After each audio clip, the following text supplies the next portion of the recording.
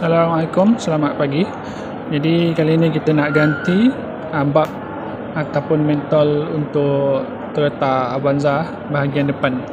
Jadi kalau perasan dalam gambar ni, lampu di sebelah kiri dia tak hidup lah.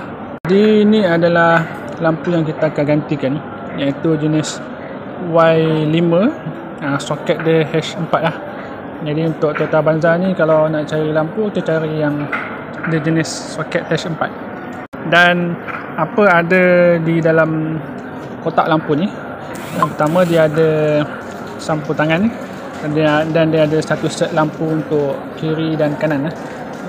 Sebabkan kedai yang saya beli ni, kita boleh beli asing satu-satu, jadi kita kena pastikan kita beli satu set lah untuk kiri dan kanan. Jadi mulanya kita perlu cabut dulu soket kabel lampu yang lama. Seterusnya kita cabut pula getah penutup lampu ataupun getah penutup rumah lampu lah. Dan cara nak cabut dia nak mudah, kita pegang di bahagian yang lebih tu. Kalau perasan di gambar yang saya tunjukkan, ada bahagian getah yang terlebih, jadi kita tarik daripada situ lah. Seterusnya apabila telah cabut getah tadi, kita perlu longgarkan pula klip lampu. Jadi klip ni ada dua. Untuk longgarkan, kita perlu tekan dia ke dalam. Jadi boleh tekan ke dalam dan kita tarik dia ke belakang.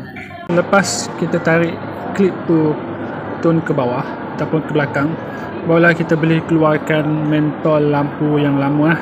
Ini adalah perbezaan mentol yang baru dan yang lama. Yang sebelah kanan tu adalah yang lama, dan yang sebelah kiri yang berwarna merah tu yang baru lah. Nampak dia lebih panjang dan besar. Seterusnya, di bahagian mentol yang kita nak ganti tu, dia akan ada satu skru lah. Jadi untuk Toyota Avanza, kita perlu adjust kedudukan skru yang diberikan tu. Kalau kita nak pasang di sebelah lampu kiri, kita kena pasang skru tu di sebelah kiri. Kalau kita nak pasang mentol sebelah kanan, jadi kita kena tukar kedudukan skru tu berada di sebelah kanan bawah. Seterusnya, getah penutup lampu tu kita perlu gunting sedikit di bahagian tengah. Tujuan dia apa? Tujuan dia untuk memberi ruang untuk kita pasang cooler fan bagi mentol kita. Seterusnya kita akan masukkan mentol yang baru tadi ke dalam rumah mentol lah. Dan seterusnya kita klip semula klip mentol dan kita pasang getah yang telah kita gunting tadi. Kita buang sebahagian di bahagian tengah getah. Kemudian kita pasang cooler fan untuk lampu LED kereta lah.